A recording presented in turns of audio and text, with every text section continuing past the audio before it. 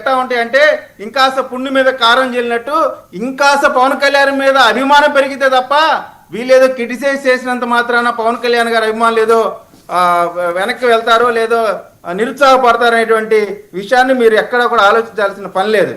రెండోది, కొంతమంది వైసీపీకి సంబంధించిన ఆర్టిస్టులు ఉన్నారు. పవన్ కళ్యాణ్ గారు సినిమా చేస్తున్నారు, ఆయన విధులు నిర్వర్తించట్లేదు. పవన్ కళ్యాణ్ గారు ఈ సినిమాలు ఇప్పుడు సైన్ చేసినవి కాదు, ఇప్పుడు మొదలుపెట్టినవి కాదు. ఆయన ఉప ముఖ్యమంత్రిగా ఉన్నప్పుడు స్టార్ట్ చేసిన సినిమాలు కాదు. ఇది అందరికీ తెలిసిన విషయమే.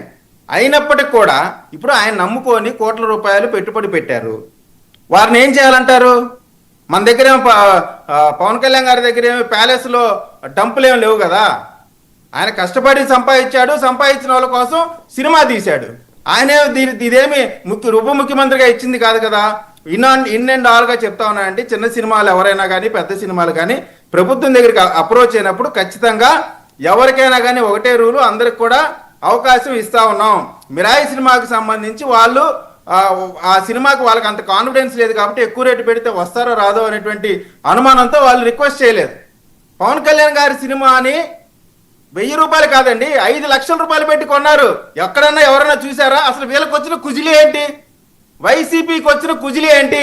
వైసీపీకి సంబంధించిన పెయిడ్ ఆర్టిస్టులకు వచ్చిన కుజిలి ఏంటి?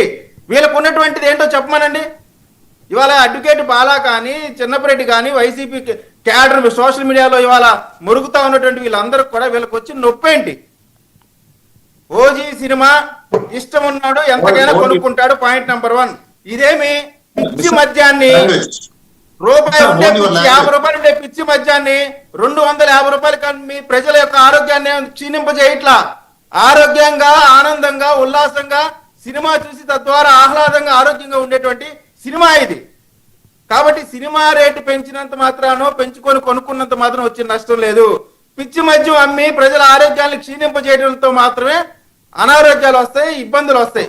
కాబట్టి దీంట్లో ఏ విధమైనటువంటి కోడిగుడ్డు మీద ఈకలు పీకటం మానేసి ప్రజలకు ఉపయోగపడే విషయాల్లో అసెంబ్లీకి వెళ్ళి మాట్లాడాలని చెప్తా ఉన్నా.